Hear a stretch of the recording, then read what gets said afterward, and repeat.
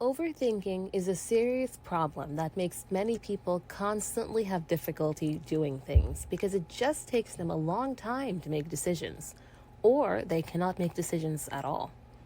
Let's take a look at the different parts of overthinking and the steps that can be taken to solve this issue.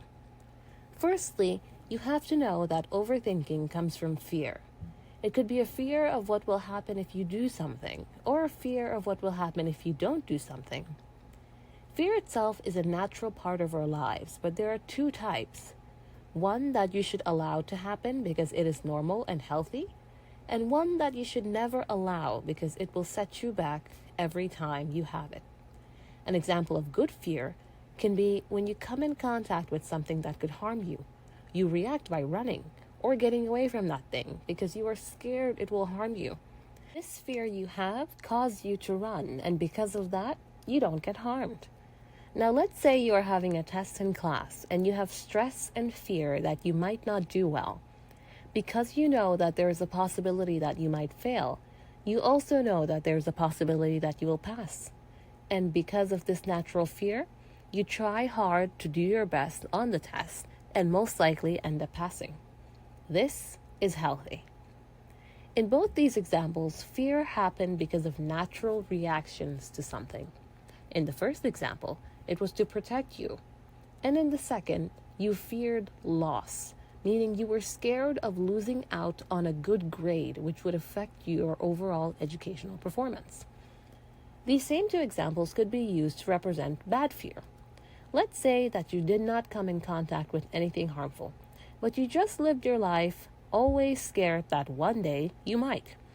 This fear is unhealthy and unrealistic, because you are having a reaction to a situation that does not exist and did not happen.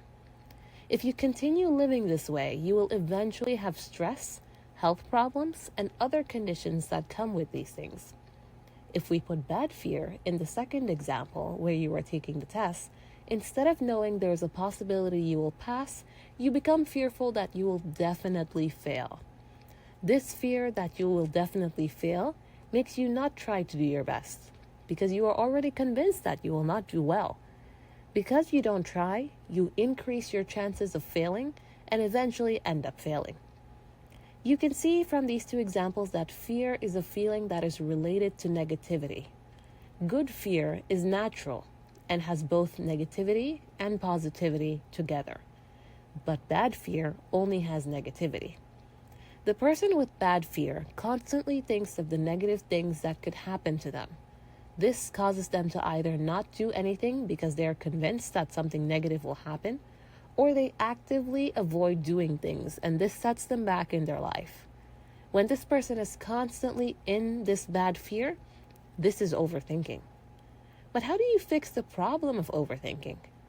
The only way to fix this issue is to reverse the problem.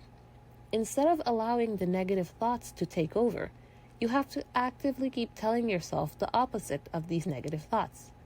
For example, if you are scared that you will fail, keep telling yourself that you will pass. This will motivate you to try harder and eventually help you pass. Once you make it a habit to always tell yourself the positive instead of the negative, your way of thinking will naturally fall back into place, and you will have thoughts with good, healthy fear. What are your experiences with overthinking? Let us know in the comments.